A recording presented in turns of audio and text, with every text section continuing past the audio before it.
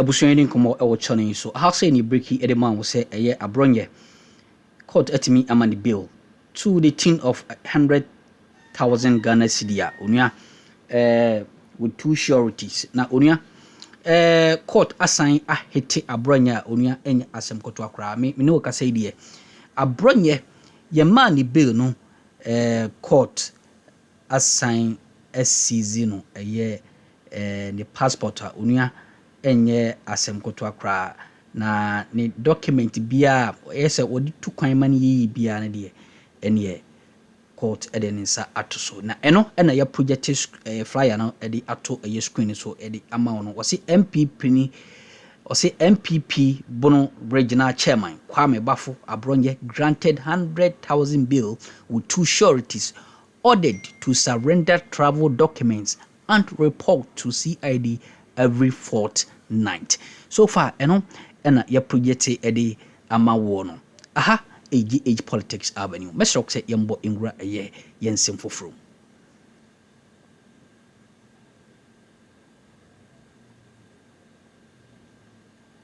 My guest, senior lecturer and political analyst and senior fellow at APL, Dr. Joshua Jebuntie Zato.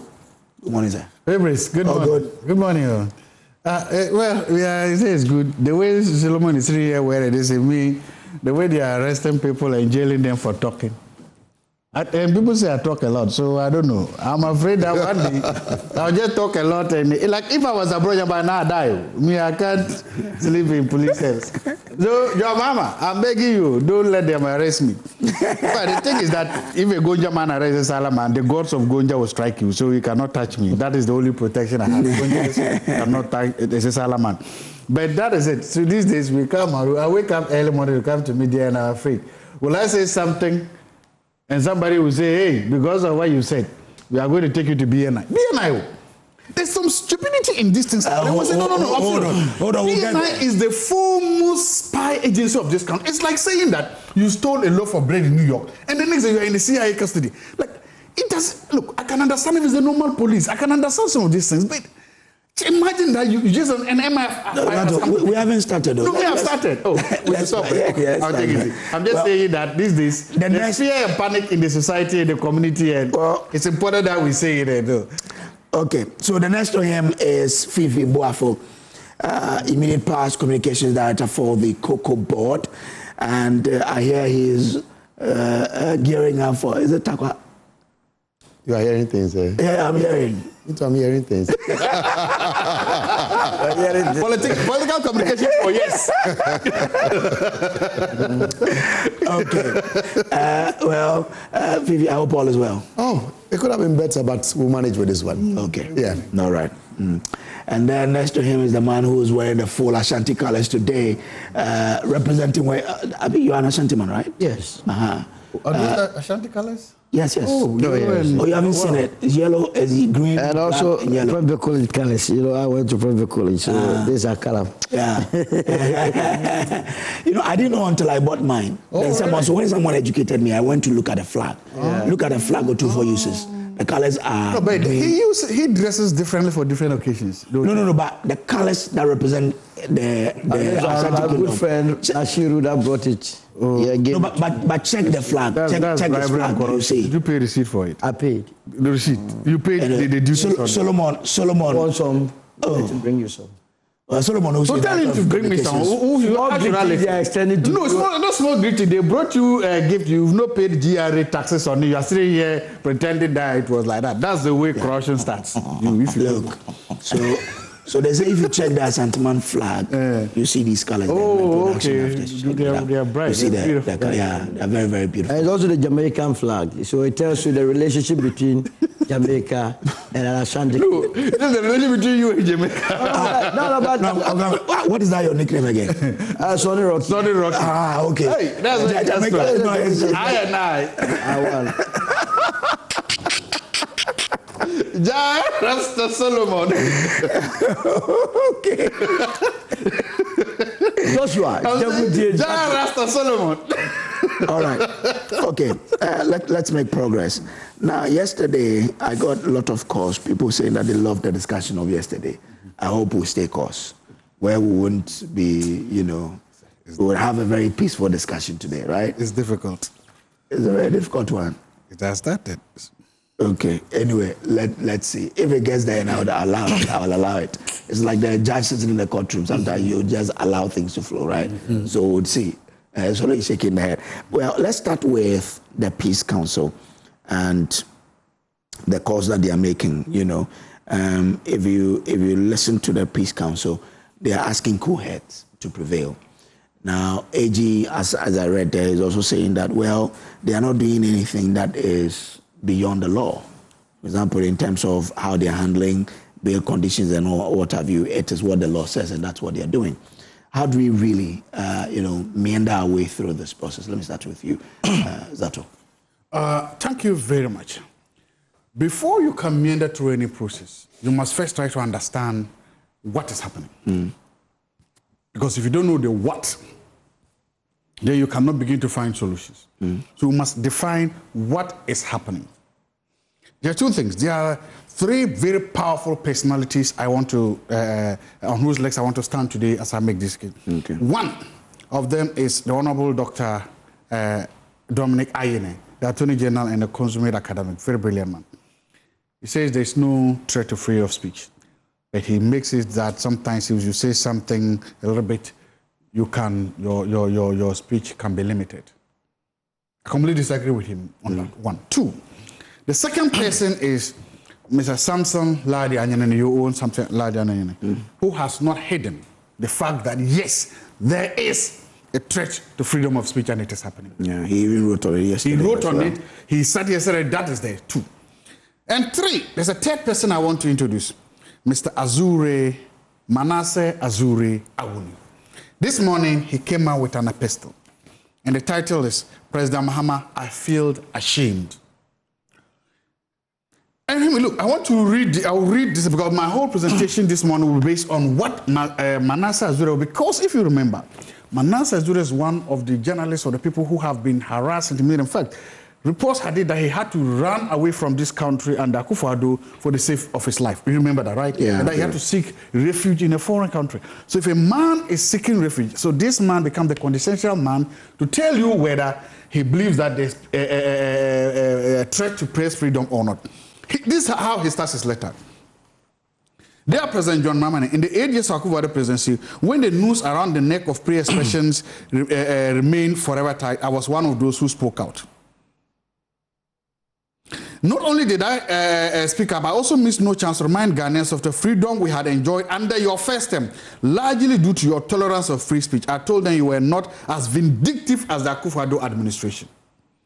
I said these things not because I hated Akufo-Addo, neither was I campaigning for you as others constructed it. I lived that freedom under your presidency. I believed in your tolerance, your quest to see an atmosphere of free speech, and when you were the target of toxic vitriol. This is why I feel ashamed about what is happening now. It is as if we are in a military regime. Mr. President, this is a blot in your presidency. A severe dent in your high reputation as a friend of the media and guardian of free speech.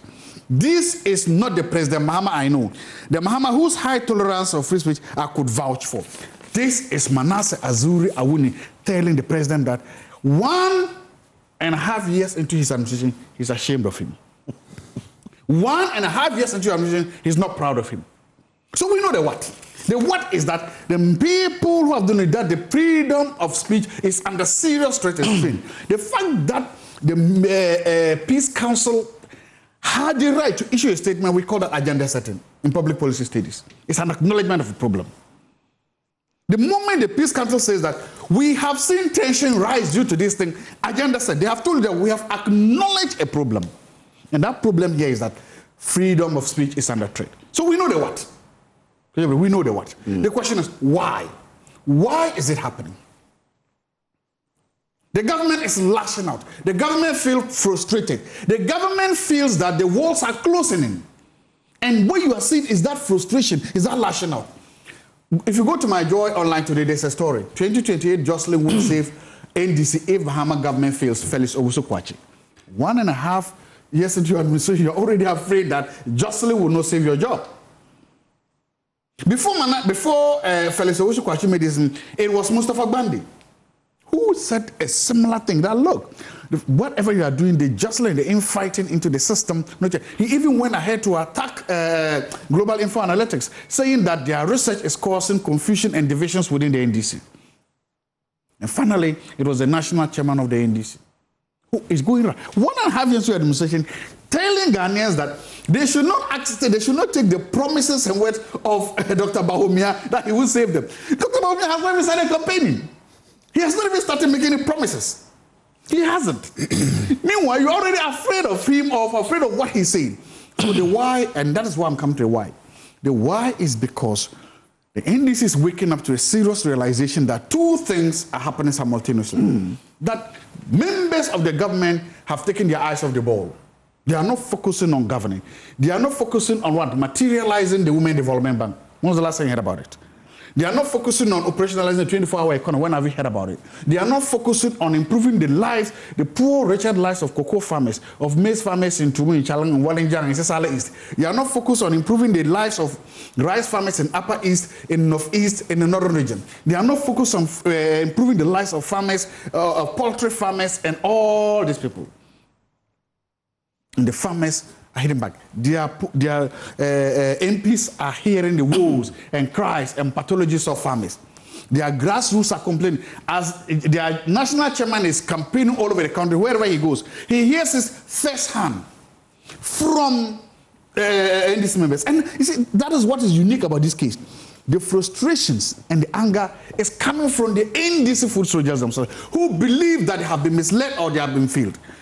So what you are now seeing that the government is trying to look for loose targets. They are looking for hanging fruits to attack. They are trying to shift the attention of the country from looking at the dangers, from looking at the disappointments, from looking at the massive failures. They are rather saying, look there, don't look here. They are rather looking, they are weaponizing these laws to make sure that they frustrate, suppress, and cow members of the NPP and other ordinary citizens into docility and into what? Fear and panic. It doesn't work.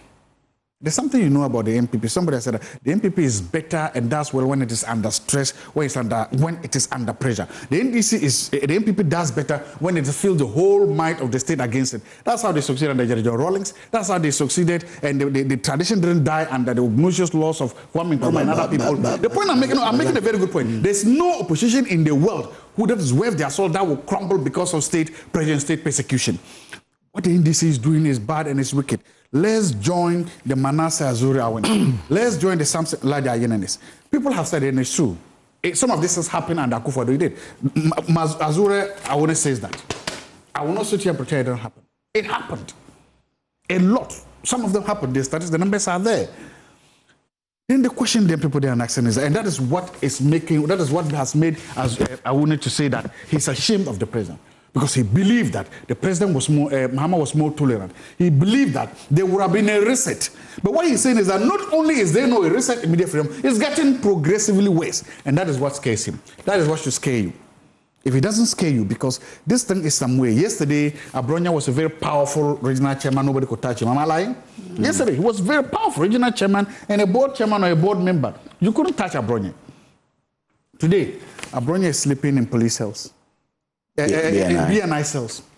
Today, Abronye is there. The family says that he has not eaten. The family says that his health is weakening. Today, Abronye has been reduced to a prisoner of the state.